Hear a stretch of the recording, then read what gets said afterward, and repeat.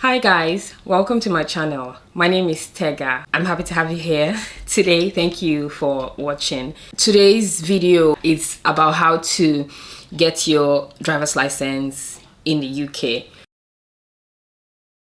I put down a few tips that worked for me that I used because I have got my full driver's license, and I know I have spoken with a few people who have been here a few years, 4 years, some 5 years, and they still haven't got their full driver's license. They keep thinking, oh, it's so difficult. I've heard so much about it and it's not easy and stuff and stuff and stuff. So I just want to say that I'm not saying it's easy, but it's not that difficult, not difficult enough. When people tell me something is pretty difficult, that's when I go ahead and try it and I do it. So you can do it too. So like I said, I'm going to use my personal experience to, this is not the only way, but this is my personal experience. So the first thing you need to do is get your international license. Before I left Nigeria to move here, I made arrangements to get my international license. It's different from your regular Nigerian driver's license. I don't know if you can use your regular Nigerian driver's license as well for the same purpose. I don't know, but what I know is that I needed to get, from the inquiries I made, I found out that I needed to get the international license, and it's valid for 1 year here. So you can use that international license to drive in the UK for 1 year. So you have 1 year to drive here without your driver's license. So make sure you get your international license before you come here. The second tip is even easier. When you get here, just get on Google and YouTube, preferably YouTube, because those are videos. For me, I used YouTube. I practically used to sleep on YouTube. Like, I used to wake up there and start watching videos about understanding the UK road signs, because in Nigeria we drive on the right side of the road, and in the UK we drive, because I drive here now, we drive on the left side of the road. So for me, in the beginning, I felt like it would be an adjustment for me, and I can't make a mistake and then go on the other side of the road and then someone will start coming head on, right? So I used to, and then in Nigeria as well, we don't really follow the road signs. We can be quite irresponsible that way, and like there are no consequences for bad behavior, basically. So you want to try to unlearn all of those bad behaviors, and then you want to, as much as possible, learn all the road signs, the ones you didn't pay attention to in Nigeria. If they existed, you need to pay attention to them now, because people follow the rules here when they're driving. Just saying, the way we drive, we're like crazy people, but here you have to learn about the roundabouts. In Nigeria, you get to a roundabout, it's the smartest person that passes first if there's no traffic light. Do you understand? But here, most times there are rules, who's giving way for who, and blah blah blah blah blah. You just need to make sure that you refresh your memory on those rules. Watch YouTube videos on driving in the UK road signs, roundabout driving, exits, driving on one-way streets, everything you need to learn. It really helped me. So I'm saying that's the second most important thing that you need to do. Don't just get here, get your license, jump in a car and start going. Just learn all you need to know about driving in the UK before you get on the road. The third thing that I did was to get a small car, a cheap car. Yes, you don't need to wait to get your dream car, because if you do, you will spend more money trying to pass your driving test or trying to get everything right, and then it just doesn't make sense to wait. So in my opinion, if you get here, go online, go to any of, maybe Kazoo or what's that other one? I don't remember it right now, but there are a lot of used car websites in the UK that they're reliable. You can speak with the sellers. They will bring it to you. You see it, you check it, you test it before you pay for it. Yes. So yeah, just get a small car, £1,000, £800. I'm not joking. You can get a small car that you use to start driving. So you have your license for 1 year, you've watched all of those YouTube videos on how to drive in the UK, and then you get your car, you're ready to get on the road. You need to get the car, insure it, pay tax on it, everything for 1 year, and then you're good to go. So I believe you should have this in your budget before you come here if it's possible.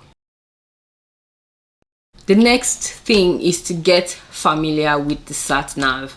If you didn't used to use the map before, or you didn't use the map before, whichever one is correct grammar, then this is the time that you need to familiarize yourself with the map. Because first of all, you're in a new place, you very likely don't know anywhere, you don't know where you're going, you haven't lived here long enough to be able to get all the directions in your head and all of that. So you need to know how to use the map, how to follow directions on the map, right? It's very important, because without the map you cannot drive, because you don't know where you're going anyway and all of that, if you know what I mean. So get familiar with sat nav. What I used to do was, if I'm in the car and someone else is driving, I would turn on my Google map and I'll start looking at what the map is doing as the person is driving, the turns they are taking, the way they are taking the turns, all of those kind of things. Even when I'm not the one driving, I'm like actively involved in the driving process. So number 5, you need to start with very short trips around your area where you live or where you work, if it's not too far from where you live, or where you go to school, or whatever it is you're doing here. You need to start with very short trips, because I know it's easy for you to feel like, oh, you're the toughest person on the block, you know everything, you know too much. But if it's your first time driving in another country, like it was for me, you may need to take it slow. And then another thing I used to do was, the first few weeks or first few days that I got on the road, I'll keep telling myself subconsciously, keep left, keep left, keep left. Like I needed to remind myself to stay on the left, because it would be crazy if I start driving on the wrong side of the road, and risky as well. I never did that anyway, but I used to consciously tell myself, keep left, keep left, keep left. And then another thing I used to do, I didn't go too fast, so that there's always a car in front of me while I'm driving. So even if there was a chance that I could forget to keep left, if I see the direction that that car is going, or other cars are going, I will go in that direction. I always tried not to be the first person at the end of the road or at the beginning of the road or something, you know what I mean? So I always looked out to see what other people are doing at roundabouts with the signs and all of that. I observe other people driving to make it easier for me, and I wouldn't go more than 15 minutes from where I used to live at the time. I didn't go far until I was sure that I had gotten the hang of it before I started going further than that. So the next thing I did, this is like the 6th thing, was to register for my theory test. So you have to do a theory driving test and practical driving test. The theory test is more like writing an exam, like, I don't know, final exams or something. You have to study for it. You have to register first, pay for it. It's not too expensive. I don't remember how much it was. 30 something pounds, but it's not that expensive. But there's this on App Store, they have this PDF that you can download with questions on theory tests. So theory test preparation questions, something like that. You can get it from the authority that's in charge of driving in the UK. What are they called now?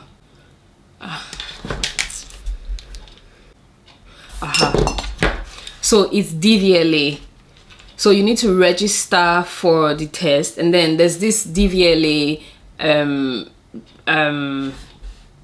preparatory test that you can buy on the App Store. And then when you are preparing for the test, it will give you questions, and then you would answer the questions, right? So it's like a mock exam. So you continue to attempt those questions, keep practicing and practicing until you're able to really answer all of them, until you're able to score at least 95% or so in the home tests before you feel like you're good enough to go and take your theory test. That's what I did. So the 7th tip I would share is go back to YouTube.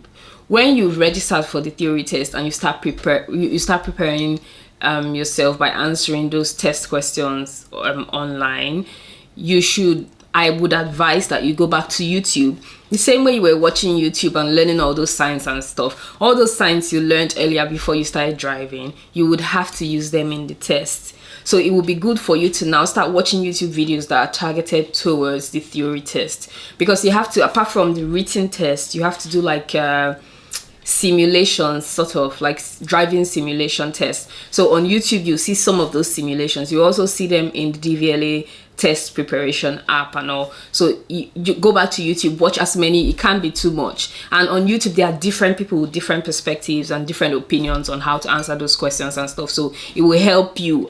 For me, videos help because they stick in my brain a lot longer, so YouTube would help you prepare for your theory test as well. Then the 8th tip for you is get a driving instructor. So after you have passed your theory test, they're going to give you a theory test pass certificate. So there's a number on that certificate that you would use to you use that number to register for your practical test. Oh, I forgot one thing. Before you can register for your theory test, you have to get a provisional license. So you have to go and apply for a provisional driver's license, because there's a driver's license number that you get on that provisional license, I think. Yeah, that's what you use to register for your theory test, and you also need that when you want to register for your practical driving test. I hope I'm not wrong, but yeah, you have to get your provisional driver's license, I think so. Yeah, that's what I did anyway. That's what I did. I got my provisional driver's license, then I registered for my theory test, and I passed my theory test before the next stage. So the next stage now is for you to get a driving instructor.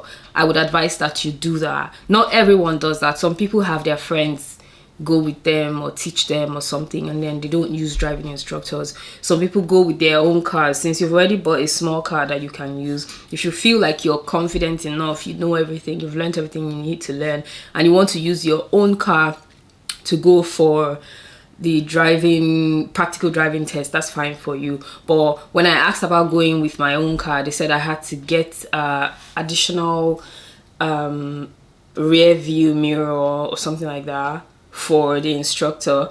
I had to put the L sign and all on my car. There's just some things for you to do to make sure your car is fit to take the test, because the driving test official, the official that's going to take you on test, has to use your car, and he has to feel safe. He or she has to feel safe. So all those measures have to be in place. So for me, I felt like getting a driving instructor was better, because I feel, and I still believe, there's some things my driving instructor told me or taught me, some things that he paid some more attention to that I didn't really get on YouTube, or I didn't think it was that important, but he made me understand the most important part of the practical driving test, what I shouldn't do, what I should do, and all of that. And it really helped, because I did my practical test, I passed it once. My theory test, I did it, I passed it once as well. I didn't have first or second or third attempts and all of those things. And I feel like for the practical one,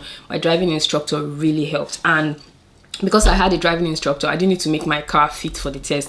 I just used his car. He drove me there.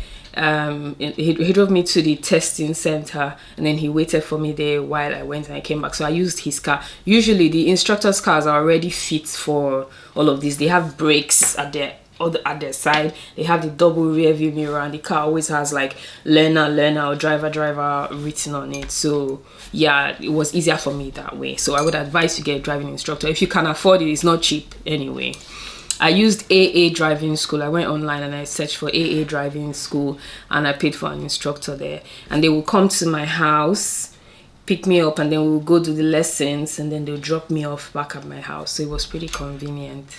After you've got your driving instructor, if you get a driving instructor and you have done a couple lessons, your driving instructor would know when you're ready to go and take your test. I would advise you confirm from your driving instructor if you are fit to go take your test. I know sometimes, because you pay for every class, you may not want to spend too much money paying your driving instructor. But if you're not ready, if you're going to fail the test, I feel like your driving instructor would know.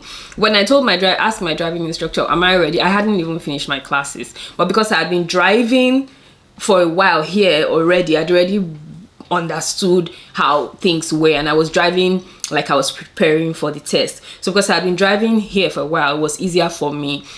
So when I asked him if I was ready to pass my test, he bought me a bottle of wine. I asked him if I was going to pass my test, and the next time we had a class, he came with a bottle of wine. I hadn't even done the test, and he said it was to celebrate my passing the test. So to tell you, he already knew that I would pass it, and that was really, really nice. I was so conscious of the fact that I didn't want to disappoint him. Like, I didn't want to spoil the confidence that he had in me, and lucky for me, I did the test and I passed.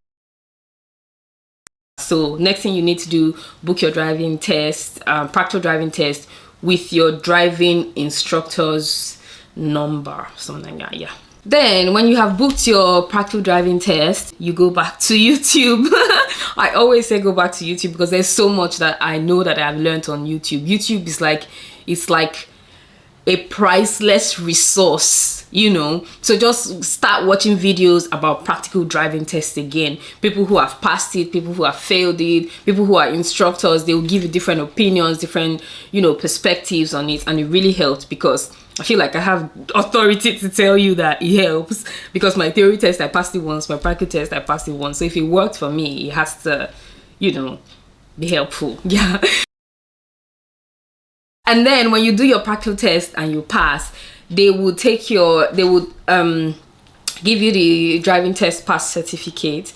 If you don't need to change your address on your provisional license, you just hand everything over to the person that tests you if you pass. But if you need to change maybe your name, your address or something, then they will just sign it for you and give it to you, and then you can go to the post office to apply. So that's what I did, because I wanted to change my address from what was on my provisional license. I passed the test, they gave me the pass certificate, and then I went to the post office to go and apply for my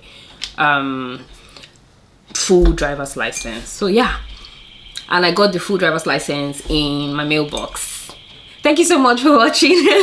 I hope this has been helpful. If you have any questions about this or anything I didn't cover, please do let me know. And if you're not an experienced driver, then I believe the first thing you may need to do will be get your provisional license, and then get your, I don't know if you can get your provisional license as a learner. Yeah, I think you get your provisional license, and then you get your do your theory test and pass it, and then you get your driving instructor, because the theory test pass certificate only lasts 2 years, I think.